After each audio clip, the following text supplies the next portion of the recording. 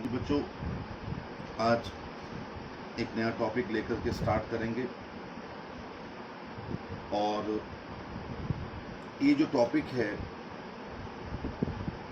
इसके एग्ज़ाम में आने के चांस 50% है। आप कहेंगे सर 50% तो बहुत कम है।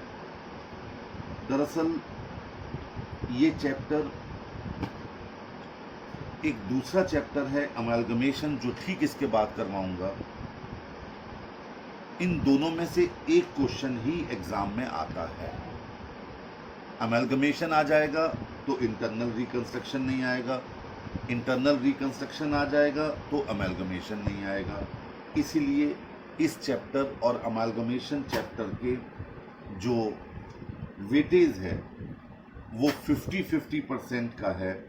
लेकिन एक बात बड़ी चौंकाने वाली है कि दोनों चैप्टर में से यदि एक क्वेश्चन आता है तो कम से कम 10 नंबर और अधिक से अधिक 16 नंबर तक का क्वेश्चन इन दोनों चैप्टर्स में से आ सकता है। दरअसल बेटे, ये चैप्टर करते वक्त तो काफ़ी मज़ा आएगा करने में, समझते वक्त भी मज़ा आना चाहिए। थोड़ा सा इस बात पर ध्यान रखिए। मैं आपको इसका एक नॉर्मल वे समझाऊंगा, उसके बाद फिर आगे बढ़ेंगे। मान लीजिए कोई एक बंदा बीमार होता है। हम आज इंडियन सोसाइटी की बात कर रहा हूं। तो सबसे पहले वो क्या करता है कि अपने घर में कोई दवा पड़ी हो, कोई रसोई में कोई मसाले ऐसे हों जिनको लेकर के वो परेशानी उसकी दूर होती हो, सबसे पहले वो वही रेमेडी करता है। जब नहीं हो पाता ठीक, तो वो बगल वाली केमिस्ट की शॉप पर जाता है और उससे अपनी हालत बता करके दवाई ले आता है। जब वहाँ भी ठीक नहीं होता तो वो अपने कॉलोनी के बगल में या अपने फैमिली डॉक्टर के पास जाता है। फैमिली डॉक्टर के पास भी अगर वो ठीक नहीं हो पाता या फैमिली डॉक्टर उसको चेकअप करता है तो वो सलाह देता है कि तुम फलाने हॉस्पिटल जाओ, स्पेशलाइज्ड उस बीमारी के स्पेशलिस्ट डॉक्टर के पास, और वहाँ जाकर के अपना इलाज करवाओ। ये एक प्रोसेस है हमारी सोसाइटी में, जबकि विदेशों में ऐसा नहीं है। वहाँ अगर किसी की तबीयत खराब होती है तो सीधे वो नर्सिंग होम या हॉस्पिटल जाते हैं, सीधे। वहाँ बीच का कोई कंसेप्ट ही नहीं। आप जितने भी डेवलपिंग कंट्रीज हैं वहाँ देख लीजिए, वहाँ मेडिसिन की शॉप्स ना के बराबर हैं तो सारी हॉस्पिटल्स के अंदर हैं, क्योंकि वहाँ पर सरकार के द्वारा मरीजों को हेल्थ इंश्योरेंस मुफ्त में दिया जाता है। कोई बच्चा अगर पैदा होता है तो मैटरनिटी होम से बाहर निकलने से पहले ही उस बच्चे का इंश्योरेंस कर दिया जाता है, जब तक वो जीवित रहेगा। जीवन चाहे वो 100 साल का हो उसका, चाहे 90 साल तक हो। तो जितने भी लोग वहाँ बीमार पड़ते हैं उन्हें बिना किसी परेशानी के डायरेक्ट हॉस्पिटल में जाकर लेट जाते हैं, डॉक्टर चेकअप करते हैं। एडमिशन की आवश्यकता होती है तो एडमिट करते हैं, नहीं होती आवश्यकता तो वो दवा दे करके छुट्टी, वही हैंड टू हैंड उनको ओपीडी में देख करके घर भेज देते हैं। तो वहाँ का हेल्थ सिस्टम इतना मजबूत है कि वहाँ प्राइवेट प्रैक्टिस आमतौर पर है नहीं, है भी सही तो वो भी हॉस्पिटल्स के रूप में है। ऐसा नहीं है कि कोई डॉक्टर खाली अपना क्लिनिक खोल के बैठ गया हो और पर्चा बना के दे दे और जाके आप मार्केट से दवाइयाँ ले लीजिए। खैर, हमें अब हेल्थ सिस्टम पर कोई डिस्कस नहीं करना, मैंने तो सिर्फ आपको एक एग्जांपल दिया। उसी प्रकार कंपनी में भी जब परेशानी आती है, कंपनी भी बीमार होती है। बीमार कब होती है? जब कंपनी में डिविडेंड की रेट कम हो गई, जब कंपनी में अर्निंग कम हो गई, कंपनी में प्रॉफिट्स कम हो रहे हैं, तो कंपनी सबसे पहले अपनी होम रेमेडी करती है कि किस तरीके से हम अपने एम्प्लॉयज को रोके, आपने ईसॉप पढ़ लिया, बाईबैक करें, कैपिटल कम करें, कैपिटल ज्यादा करें, पहले कंपनी अपने आप ही सारे फैसले लेती रहती है। लेकिन जब कंपनी लगातार लॉसेस में चलती चली जा रही है, 1 साल, 2 साल, 3 साल, 4 साल, 5 साल, 6 साल, तो कंपनी के डायरेक्टर्स, सेंट्रल गवर्नमेंट का एक ऑफिस है जहां पर, मैं नाम भूल रहा हूं उसका, एक 4 लेटर्स का नाम है शॉर्ट में, जहां पर कि वो एप्लीकेशन फाइल करते हैं और ये सोचते हैं कि क्या हमारी कंपनी बच सकती है। कंपनी के जो इंटरनल चार्टर्ड अकाउंटेंट होते हैं वो एक स्कीम बनाकर देते हैं। डायरेक्टर अपने चार्टर्ड अकाउंटेंट से कहता है कि भाई कोई स्कीम बताओ, फैमिली डॉक्टर की तरह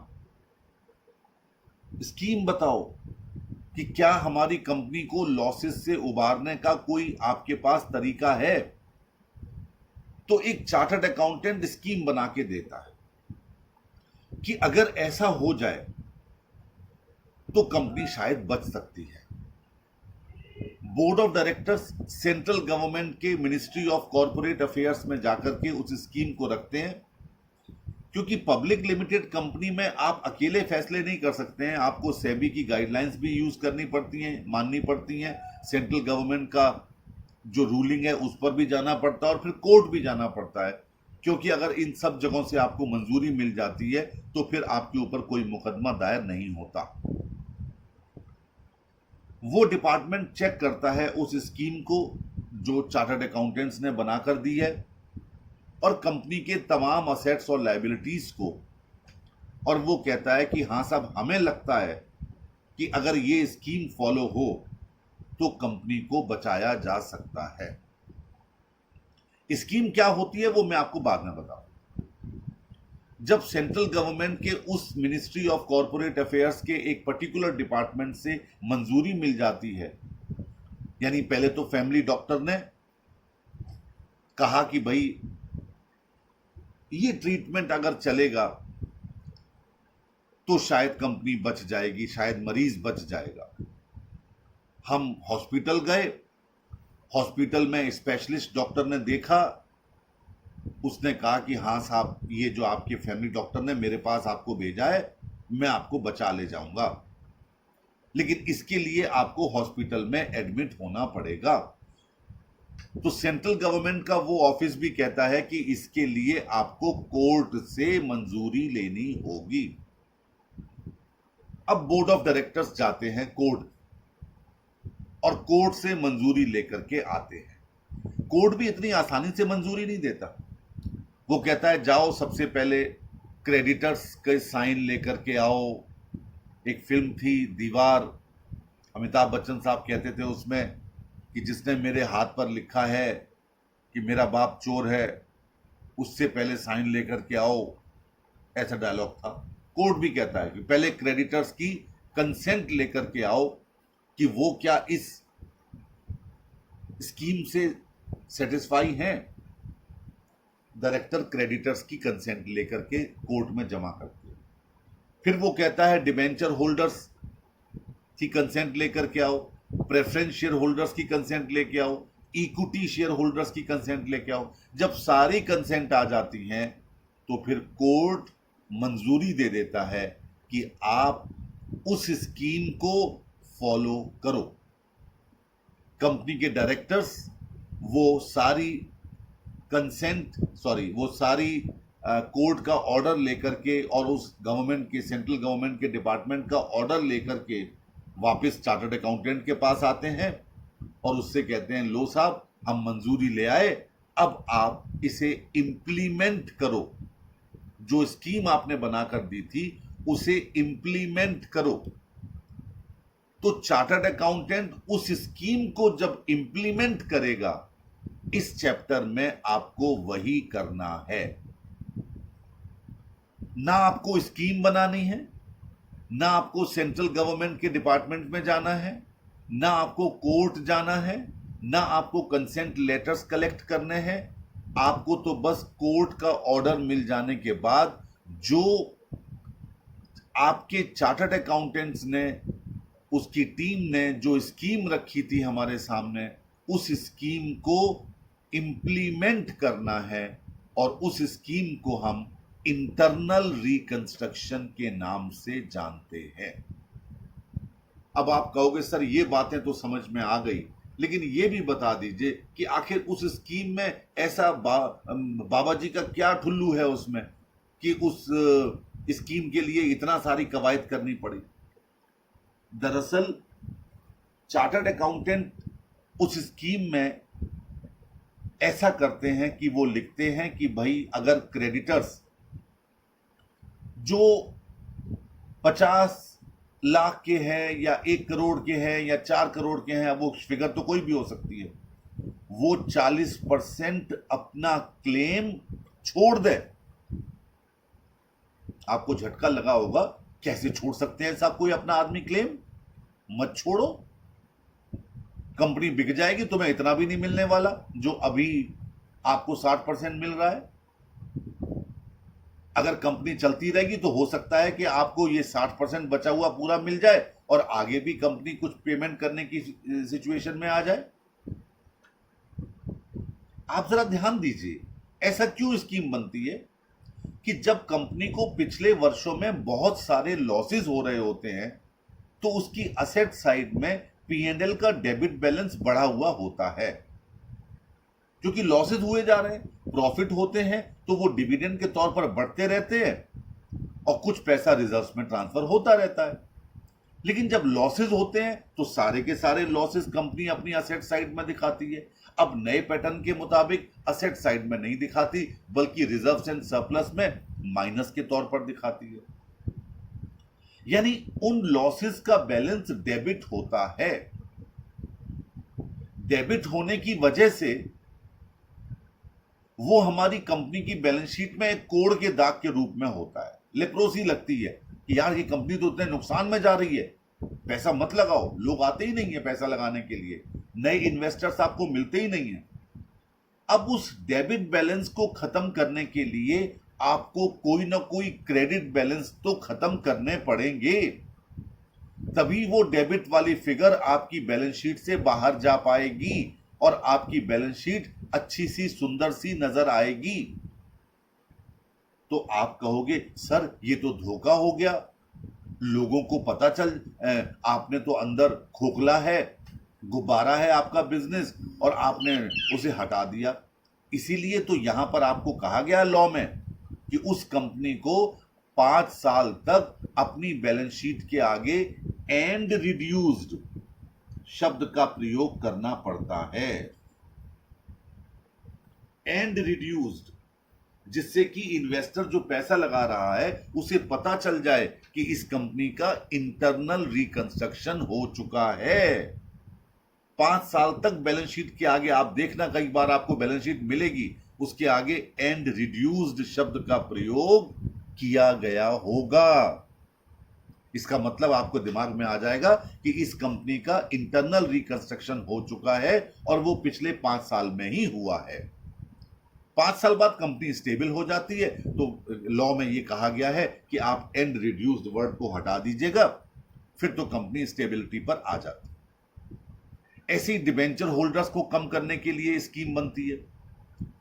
कैसे बनती है? आप डिबेंचर होल्डर से कहते हैं डिबेंचर होल्डर भैया आपका 500 करोड़ रुपया है, हम आपको 6% का इंटरेस्ट पे कर रहे हैं।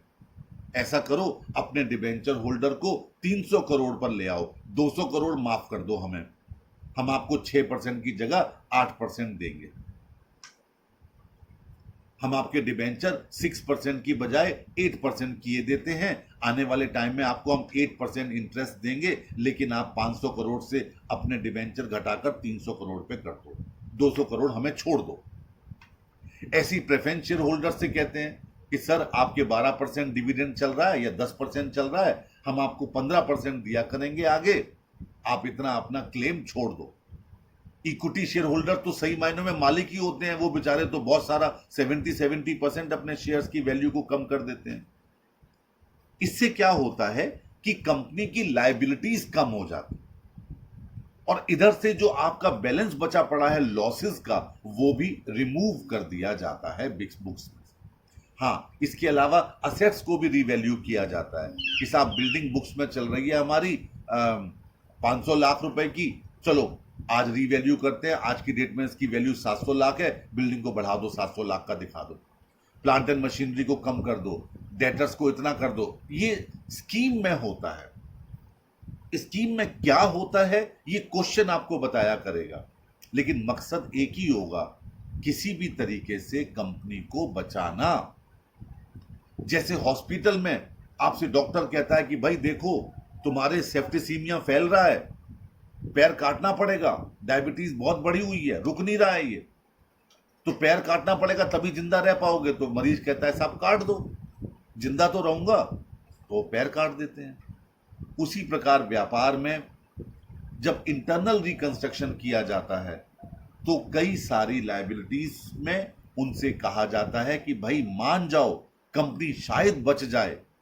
अगर आप अभी नहीं मानोगे तो कंपनी को हमें बेचना पड़ेगा, और बेच करके जो छोटा मोटा पैसा मिलेगा आपके हाथ पल्ले आ जाएगा तो ठीक है, नहीं आएगा तो जयराम जी की।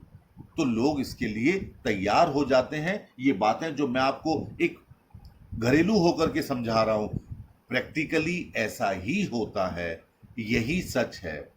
यानी आप क्या करने जा रहे हैं इस चैप्टर में, किसी कंपनी को इंटरनली रिकंस्ट्रक्ट करने जा रहे हैं, लेकिन कब? After the approval of honourable court. जब तक कोर्ट का अप्रूवल नहीं मिल जाएगा आप उस कंपनी को टच भी नहीं कर सकते हैं। चलिए अब मैं हेडिंग डाल रहा हूं, इंटरनल रिकंस्ट्रक्शन।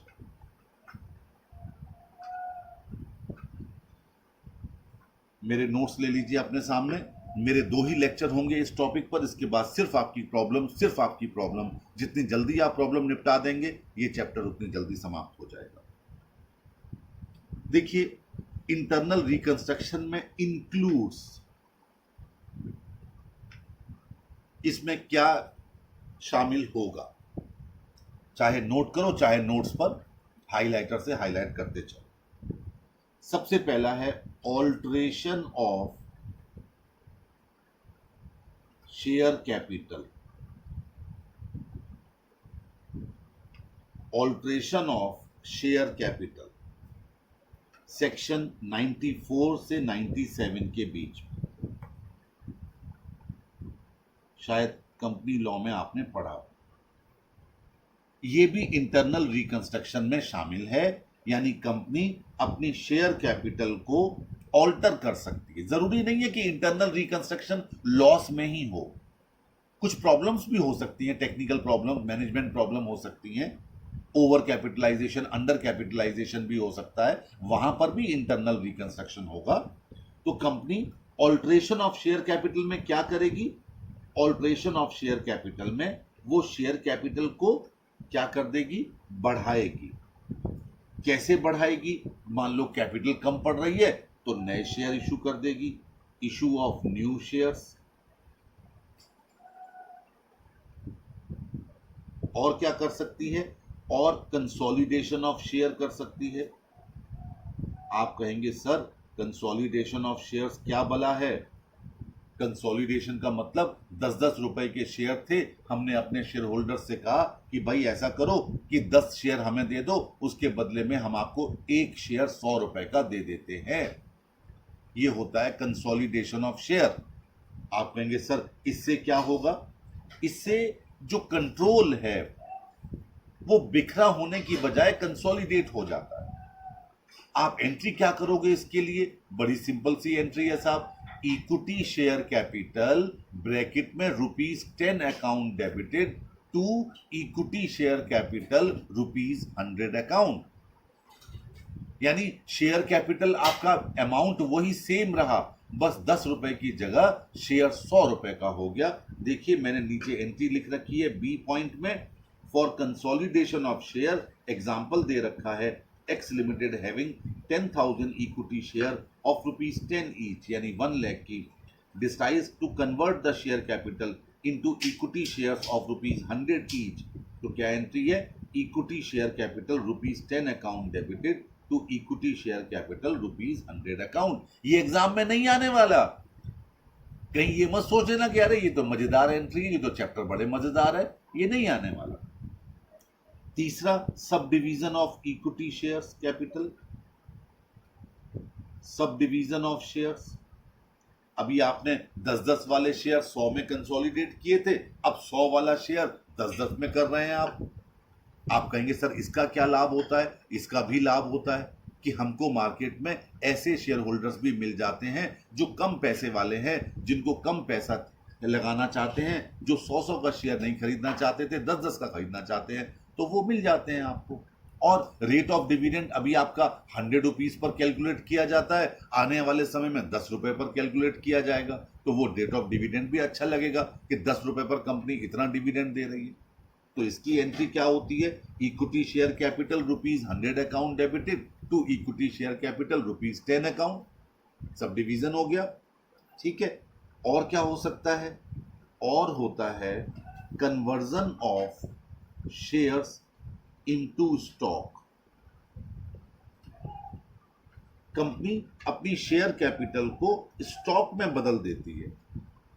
स्टॉक में एंट्री होती है equity share capital account debited to equity stock account. ये भी ऑल्ट्रेशन है शेयर कैपिटल का, ये भी बदलाव है। यानी कि इशू किए हुए शेयर्स हैं, उनको एक बंच बना दिया, स्टॉक बना दिया, इकट्ठा कर दिया कि 1000 अब अलग अलग सबसे डील नहीं करना पड़ेगा, उसी एक ही बंदे से डील करना पड़ेगा जिसको स्टॉक बना दिया। दूसरा, conversion of stock into equity share capital. Stock था उसको शेयर कैपिटल में बदल दिया, ठीक है। या अनइश्यूड शेयर्स का कैंसिलेशन कर दे, कैंसिलेशन ऑफ अनइश्यूड शेयर्स। यानी कंपनी ने कुछ शेयर्स, उसकी ऑथोराइज कैपिटल ज्यादा थी, सब्सक्राइब्ड कम थी, तो कंपनी ने जो अनइश्यूड शेयर थे कहा कि यार ये तो आगे जिंदगी में हमें जरूरत ही नहीं पड़ेंगे इशू करने की, चलो इन्हें कैंसिल कर दो। आपको कोई एंट्री पास नहीं करनी पड़ेगी क्योंकि वो शेयर इशूड ही नहीं है, उसकी एंट्री हुई नहीं है, तो आप रिवर्स क्या करोगे? आप खाली अपने नोट्स टू अकाउंट में दिखा देंगे कि आपने अनइश्यूड शेयर्स को कैंसिल कर दिया। तो ये इंटरनल रिकंस्ट्रक्शन का पहला पार्ट था जिसे कहते हैं alteration of share capital. Section 94 से 97 के बीच में ये सारे पॉइंट्स आपको शायद लॉ वाली मैडम ने करवाए होंगे। हाँ जी बच्चों, थोड़ा सा चेंज कर लीजिएगा। हम लोगों टीचर्स के लिए जो जिंदगी भर सेक्शन याद करके चले थे, कंपनीज एक्ट 1956 वाले, अब वो 2013 आ गया तो हमारे दिमाग में वही पुराने सेक्शन लगे रहते हैं। प्रथम ने मुझे अभी रिमाइंड करवाया कि ये सेक्शन बदल गया है, सेक्शन 61 है ये, अपने नोट्स में भी बदल दीजिएगा।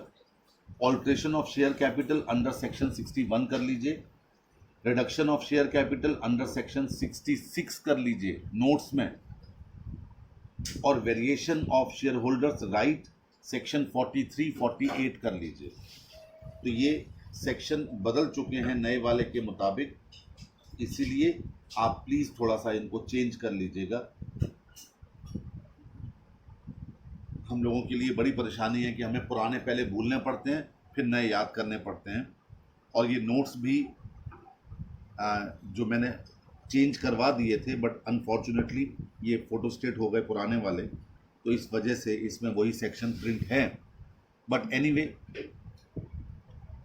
अब काम सब अंदर वही है, खाली सेक्शन बदले हुए हैं, तो बस खाली सेक्शन को चेंज करना। इसके बाद आता है section 66, reduction of share capital.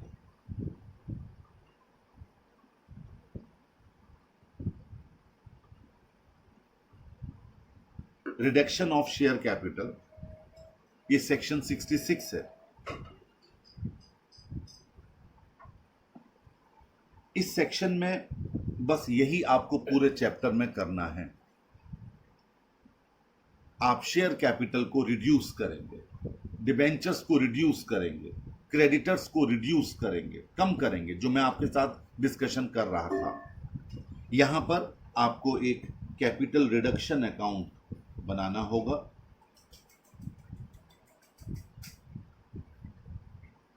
अभी मैं इस पर डिटेल डिस्कशन करूंगा।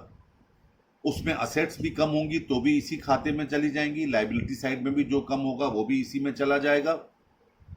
अगर दोनों तरफ का बैलेंस बराबर हो जाता है that it's okay, no problem. और अगर बराबर नहीं होता है तो ये निश्चित होगा कि कैपिटल रिडक्शन अकाउंट 99% केस में क्रेडिट बैलेंस लिए हुए होगा, यानी इसमें क्रेडिट साइड बड़ी आएगी, तो आप उसे फिर कैपिटल रिजर्व में ट्रांसफर कर देंगे। ये कैपिटल रिडक्शन अकाउंट आपको खोलना होगा। कुछ बुक्स में इसकी जगह रिकंस्ट्रक्शन अकाउंट भी खोला जाता है, आपकी चॉइस है आप क्या खोलेंगे, लेकिन कैपिटल रिडक्शन अकाउंट ही खोलना बेटर होगा। यही आपको करना है आगे चल करके, इसलिए इस पर डिटेल डिस्कशन होगा। फिलहाल मैं ऐसे यहीं छोड़ रहा हूं क्योंकि मैं मेथड डिस्कस कर रहा हूं कि इंटरनल रिकंस्ट्रक्शन में आखिर इंक्लूड क्या क्या है। पहला है ऑल्ट्रेशन ऑफ शेयर कैपिटल, दूसरा था रिडक्शन ऑफ शेयर कैपिटल, तीसरा है variations of share holders right, share holders के राइट में वेरिएशन, ये भी इंटरनल रिकंस्ट्रक्शन का एक पार्ट है, थ्योरी का पार्ट है, इसमें प्रैक्टिकल कुछ नहीं आता। और लास्ट है स्कीम ऑफ कंप्रोमाइज, ये भी थ्योरी का पार्ट है, प्रैक्टिकल सिर्फ और सिर्फ आना है रिडक्शन ऑफ शेयर कैपिटल। चलिए अब कुछ लीगल रिक्वायरमेंट के बारे में डिस्कस कर ले। जहां तक ऑल्ट्रेशन ऑफ शेयर कैपिटल का सवाल है, इसको करने के लिए कंपनी ऑथोराइज्ड होनी चाहिए बाय इट्स आर्टिकल्स। कंपनी ये 5 काम कर सकती है, इस मैनर में ऑल्ट्रेशन हो सकता है जो अभी आपके साथ डिस्कशन हुआ। इसके लिए कंपनी को अपनी एजीएम में ऑर्डिनरी रिजोल्यूशन पास करवाना होगा और इस ऑल्ट्रेशन का कंपनी को नोटिस देना होगा, सूचना देनी होगी आरओसी के पास, रजिस्ट्रार ऑफ कंपनी के पास विद इन 30 डेज, 30 दिन के अंदर कंपनी को इसकी सूचना रजिस्ट्रार ऑफ कंपनी के पास पहुंचानी होगी। बस इतनी सी लीगल रिक्वायरमेंट है ऑल्ट्रेशन के लिए। जहां तक रिडक्शन का सवाल है, इसके लिए भी कंपनी को आर्टिकल्स ऑफ एसोसिएशन के थ्रू ऑथोराइज होना चाहिए। दूसरा, कंपनी को सबसे पहले अपनी जो अनकॉल्ड अमाउंट है शेयर्स की, उसे एक्सटिंग्विश करना पड़ेगा, अलग करना पड़ेगा, बाकी उनके साथ जो ऑलरेडी कॉल्ड अप अमाउंट है उनसे अलग करना पड़ेगा। इसके अलावा जो पेड अप शेयर कैपिटल है जो कि लॉस्ट हो गई है, वो लोग नहीं ट्रेस हो पा रहे हैं, उनको कैंसिल करना होगा। और एनी पेड अप कैपिटल जो कि कंपनी की रिक्वायरमेंट से ज़्यादा है, उसको भी कंपनी को पेड ऑफ करना पड़ेगा। लेकिन ये करने के लिए कंपनी को अपनी जनरल मीटिंग में एक स्पेशल रिजोल्यूशन को पास करना ज़रूरी है। ऑल्ट्रेशन में तो जनरल रिजोल्यूशन चलता है, लेकिन यहाँ पर स्पेशल रिजोल्यूशन को पास करना होगा।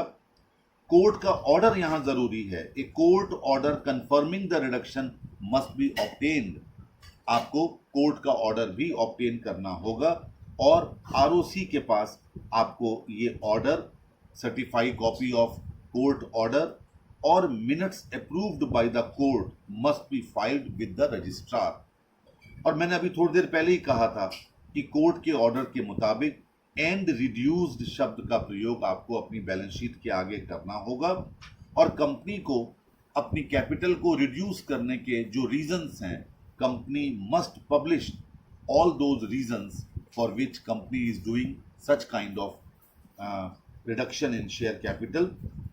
इसके अलावा कंपनी को पब्लिकली नोटिस भी रजिस्ट्रेशन का देना होगा, जैसे कोर्ट डायरेक्ट करेगा उस अंदाज में। कंपनी को इफेक्टिव डेट कोर्ट के मुताबिक रजिस्ट्रार ऑफ कंपनी के पास किस डेट से ये इफेक्टिव होगा वो बतानी होगी। और बैलेंस शीट बनाते वक्त फिर कंपनी को ये रिड्यूस्ड फिगर शो करनी होंगी अपनी बैलेंस शीट में, और जो भी अमाउंट ऑफ रिडक्शन होगा वो आपको अपने नोट्स टू अकाउंट में शो करना होगा। तो ये लीगल रिक्वायरमेंट है, हमारे कैलकुलेशन प्रोसेस में इनका कोई मतलब नहीं रहता। अब मैं आपके साथ वो सारी एंट्रीज अब डिस्कस करने जा रहा हूं कि आखिर कैसे कैसे रिडक्शन ऑफ शेयर कैपिटल में आपको काम करना होगा।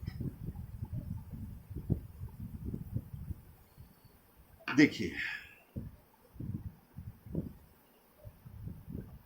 कई बार कंपनी इस चैप्टर में आपको जब क्वेश्चन करने को मिलेंगे तो दो वर्ड्स पर बहुत ध्यान देना है, शेयर कैपिटल रिड्यूस्ड बाय और शेयर कैपिटल रिड्यूस्ड टू। एक तो ये शब्द का आपको बहुत ध्यान रखना है, बाई और टू का। बाई का मतलब से और टू का मतलब तक। कंपनी ने 20 रुपए से अपने शेयर्स कम कर दिए, 20 रुपए से बाई ₹20, यानी 100 वाला शेयर 20 रुपए से कम कर दिया है, यानी अब 80 का रहेगा। और कहा जाए 20 रुपए तक कम कर दिया है तो वो 100 वाला शेयर अब 20 का रहेगा। 80 रुपए कंपनी ने कम कर दिए हैं। तो बाई और टू, 20 रुपए से कम कर देना, 20 रुपए तक कम कर देना, इन दोनों में अंतर होगा, ये ध्यान रखिएगा। ये क्वेश्चन पढ़ते वक्त आपको बाई और टू पर बहुत कंसंट्रेट करके पढ़कर ध्यान से उसके बाद एंट्री पास करनी है। दूसरी चीज, कई बार लाइन में फुल्ली पेड वर्ड का इस्तेमाल कर दिया जाता है।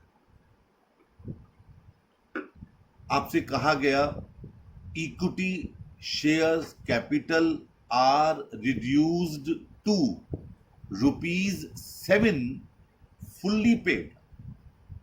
10 रुपए का शेयर था, 7 रुपए फुल्ली पेड आके लिख के आ गया।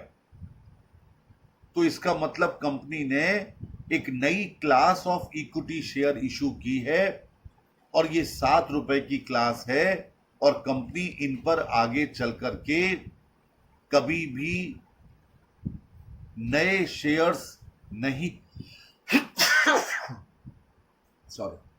कंपनी आगे चल करके इन शेयर्स पर 3 रुपए कभी नहीं मांगेगी। यानी एंट्री हो गई equity share capital ₹10 account debited, यानी 10 वाले खत्म हो गए, to equity share capital ₹7 account, यानी 10 वाले खत्म, अब 7 वाले पिक्चर में आ गए। और अगर बाई चांस फुल्ली पेड नहीं लिखा गया तो इसका मतलब यह हो गया कंपनी ने 10 वाले शेयर 7 रुपए तक रिड्यूस कर दिए हैं, लेकिन उसकी फेस वैल्यू नहीं बदली है। कंपनी फ्यूचर में कभी भी 3 रुपए, ध्यान दीजिए, 3 रुपए उनसे मंगवा सकती है। अब एक चीज, आपने जो एंट्री की इसमें थोड़ा और बदलाव कीजिए। टू कैपिटल रिडक्शन अकाउंट,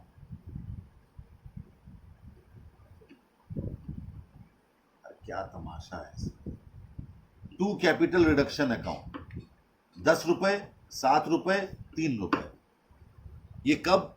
जब नए शेयर इशू हुए 7 वाले, तो आपने 3 रुपए कैपिटल रिडक्शन में डाल दिए, लेकिन यहां कैटेगरी बदल दी 7 रुपए की। लेकिन अगर फुल्ली पेड नहीं लिखा हुआ तो आप क्या करेंगे? Equity share capital account debited to capital reduction 3 रुपए से, यानी 2 तरह की एंट्री बन गई। 10 वाले शेयर 7 में कन्वर्ट हो रहे थे, यहां भी 10 वाले 7 में कन्वर्ट हो रहे थे, लेकिन 7 रुपए वाले फुल्ली पेड थे। तो हमने 7 रुपए की कैटेगरी अलग बना दी और 3 रुपए कैपिटल रिडक्शन में डाल दिए। लेकिन दूसरी वाले केस में फुल्ली पेड वर्ड का इस्तेमाल नहीं हुआ था, तो इसका मतलब साफ है कि 10 वाले शेयर को 7 रुपए तक कम कर दिया है। कंपनी आगे चाहेगी तो 3 रुपए उनसे मंगवा लेगी। तो वहां पर फुल्ली पेड शब्द लिखा था, वहां फुल्ली पेड शब्द नहीं लिखा था। इससे एंट्री में बदलाव आ गया। ठीक है, अच्छा, और क्या हो सकता है? कंपनी ने जैसे कहा कि गुडविल कंपनी की बुक्स में दिखा रखी है और गुडविल अब वैल्यूलेस हो गई। क्या हो गई? Valueless goodwill.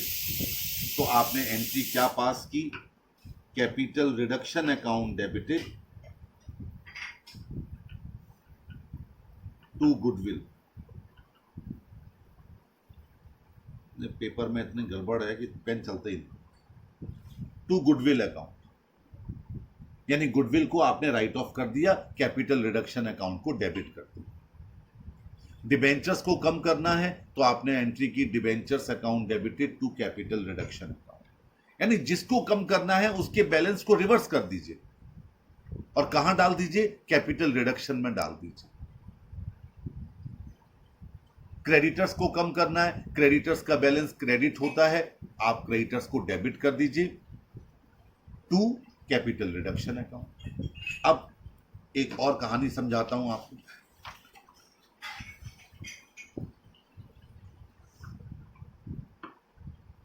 और वो कहानी है, मान लीजिए 6% प्रेफरेंस शेयर कैपिटल थी,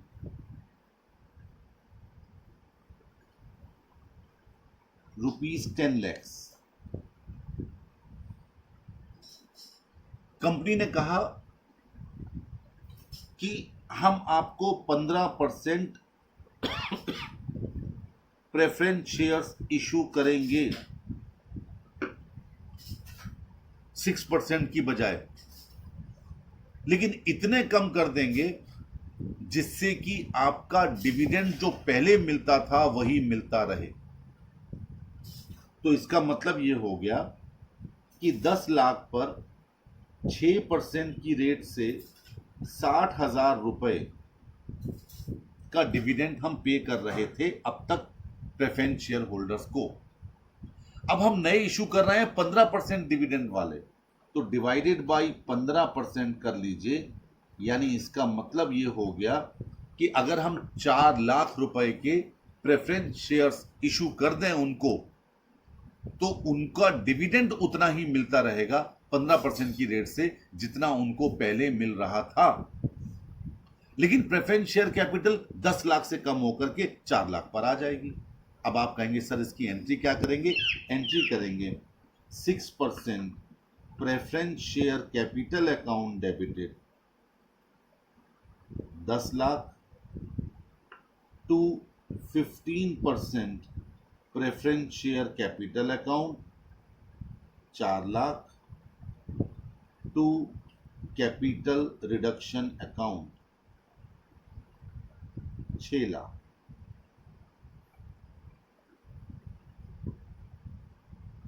इससे क्या हुआ कि 4 लाख पर 15% की रेट से उनको 60,000 का ही डिविडेंड मिलता रहेगा, जो उन्हें पहले 10 लाख पर 6% की रेट से मिलता था।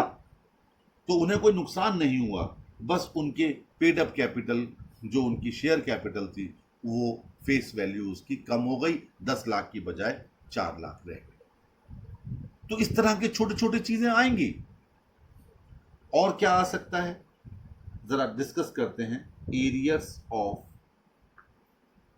Preference dividend, arrears of preference dividend. एक बात ध्यान रखिए, अगर ये लायबिलिटी साइड में दिखाया गया है तो इसका मतलब ये अक्रूड हो चुका है, इसका क्रेडिट बैलेंस है।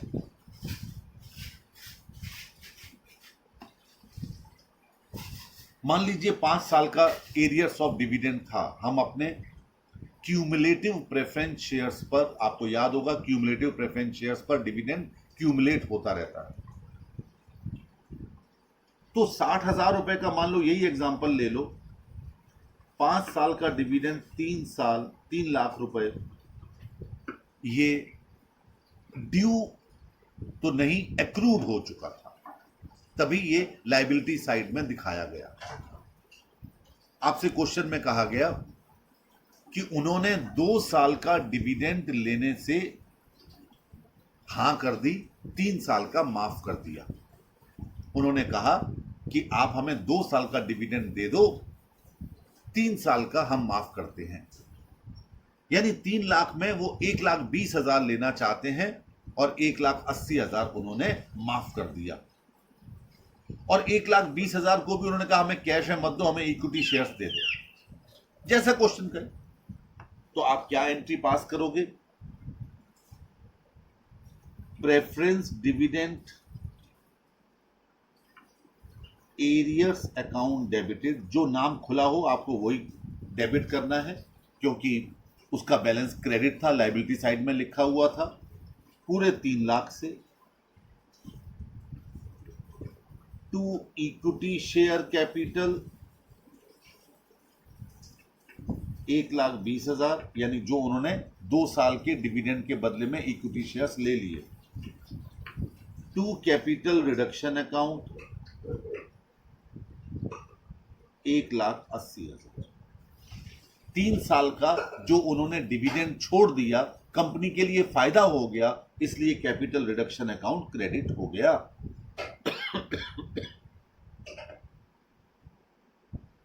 जब जब फायदा होगा कंपनी को, लोग अपना क्लेम छोड़ेंगे, कैपिटल रिडक्शन अकाउंट क्रेडिट होगा, क्योंकि कंपनी के लिए वो फायदा है। और जब जब असेट कम होंगी, कंपनी को नुकसान है, कैपिटल रिडक्शन अकाउंट डेबिट होगा। अब इसका एक दूसरा रूप आपको बता रहा हूं। यही प्रेफरेंस डिविडेंड का एरियर्स 5 साल का था, वही 3 लाख,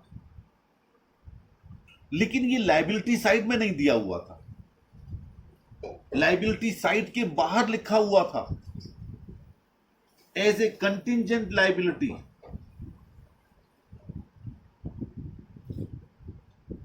इसका मतलब ये एक्रूड नहीं हुआ था, it was not accrued so far, because it was not credited by the company, not considered as its liability। और अब उन्होंने कहा कि ठीक है, हम 2 साल का ले लेते हैं, हमें इक्विटी शेयर्स दे दीजिए, 3 साल का हम छोड़ देते हैं। कहानी वही है, बस फर्क इतना है कि पहले वो लायबिलिटी साइड में दिखाया गया था, अब वो लायबिलिटी साइड में नहीं दिखाया गया। तो आप इस बार क्या एंट्री करेंगे? Capital reduction account debited. इस बार आपको नुकसान हो गया।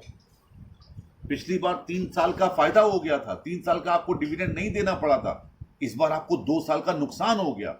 क्यों हो गया? क्योंकि आपने उसे अपनी लायबिलिटी माना ही नहीं था, और अब आपको 2 साल का पेमेंट करना पड़ रहा है। तो capital reduction account debited to equity share capital account 1,20,000। अगर नगद भुगतान करना था तो बैंक हो जाता।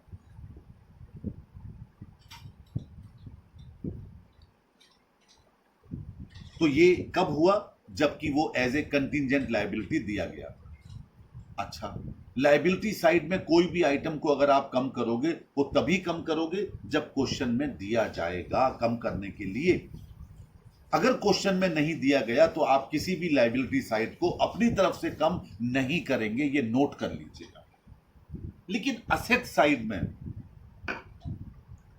कुछ बातें ना होने के बावजूद भी आपको अपनी तरफ से उन्हें रिड्यूस करना पड़ेगा।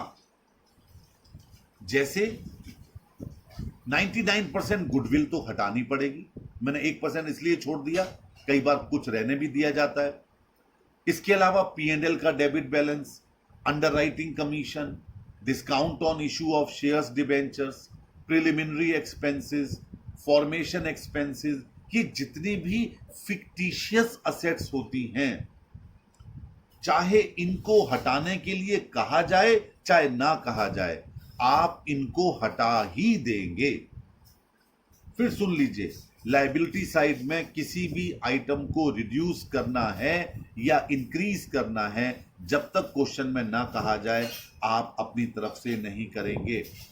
लेकिन असेट साइड में बाकी जितनी टेंजेबल असेट्स हैं उनके लिए कहा जाएगा तभी आप करेंगे। लेकिन जितनी फिक्टिशियस असेट हैं, बात पर गौर कीजिए, मैंने इंटेंजिबल नहीं कहा, मैंने फिक्टिशियस वर्ड का इस्तेमाल किया, उन सबको आप अपनी मर्जी से हटा देंगे। क्या एंट्री होगी? Capital reduction account debited to all fictitious assets, क्योंकि फिक्टिशियस असेट्स के बैलेंस डेबिट होते हैं। जब आप उन्हें रिड्यूस करेंगे, खत्म करेंगे, राइट ऑफ करेंगे, तो उनको क्रेडिट करना होगा। और डेबिट और क्रेडिट होने वाला तो एक ही खाता है, और वो है कैपिटल रिडक्शन अकाउंट। अब आखिरी वर्ड बोलने जा रहा हूं। अगर दोनों तरफ का कैपिटल रिडक्शन अकाउंट का टोटल बराबर आ जाता है, मैंने एक बात पहले भी कही थी, रिकंस्ट्रक्शन भी कुछ बुक्स में खोला जाता है, कोई दिक्कत नहीं है, आप वो नाम भी खोल सकते हैं, तो कोई टेंशन नहीं। लेकिन अगर बराबर नहीं आता तो 99.9% केसेस में कैपिटल रिडक्शन का क्रेडिट वाला बैलेंस निकलेगा, यानी क्रेडिट साइड का टोटल बड़ा होगा। तो आप उसे कहां ट्रांसफर कर देंगे? आप उसे कैपिटल रिजर्व में ट्रांसफर कर देंगे। एंट्री होगी capital reduction account debited to capital reserve account. और बाई चांस अगर डेबिट वाला ज्यादा है तो उसको खत्म करने के लिए क्वेश्चन में जरूर कहा जाएगा कि उसे कहां से खत्म करना है। यानी कहने का मतलब यह हो गया कि आप इंटरनल रिकंस्ट्रक्शन करेंगे तो फिर कैपिटल रिडक्शन अकाउंट या रिकंस्ट्रक्शन अकाउंट या रीऑर्गेनाइजेशन अकाउंट में कोई बैलेंस नहीं रहेगा जो बैलेंस शीट में दिखाई दे। लगभग 90% ये चैप्टर समाप्त हो गया। अब सिर्फ इसके प्रैक्टिकल्स करने हैं और उसके बाद कुछ छोटी मोटी बातें जो वेरिएशन ऑफ राइट या कंप्रोमाइज स्कीम आएगी उस पर और थोड़ा सा डिस्कशन करेंगे, और उसके बाद हम इस चैप्टर को समाप्त करेंगे। आप चाहें, मैं आप पर भरोसा कर सकता हूं, आप चाहें, हाँ इसमें एक पॉइंट और रह गया, जब शेयर्स को सरेंडर किया जाता है तब आप क्या एंट्री पास करेंगे? तो वो क्वेश्चन मैं आपको बताए देता हूं, उसको बिल्कुल भी मत देखना। बाकी आप कोई भी क्वेश्चन, जी क्वेश्चन नंबर 17 तो बिल्कुल मत देखना आप, वो तो आपको करना ही नहीं है, वो मैं ही करवाऊंगा। और पीछे वाले क्वेश्चन जो बड़े बड़े हैं उसमें भी 2 3 4 मैं करवा दूंगा। लेकिन फिलहाल आप चाहें, अच्छा एक क्वेश्चन ऐसा भी हो सकता है जिसमें अमालगमेशन के साथ साथ इंटरनल रिकंस्ट्रक्शन भी हो, एक मिनी लिमिटेड और लिमिटेड वाला क्वेश्चन है, वो भी आपको नहीं करना। वो क्वेश्चन हम तब करेंगे जब अमालगमेशन का चैप्टर पूरा कर लेंगे, फिलहाल उसको भी नहीं करना है। लेकिन आप चाहे तो स्टार्टिंग के 3 4 क्वेश्चन कर सकते हैं। That's all.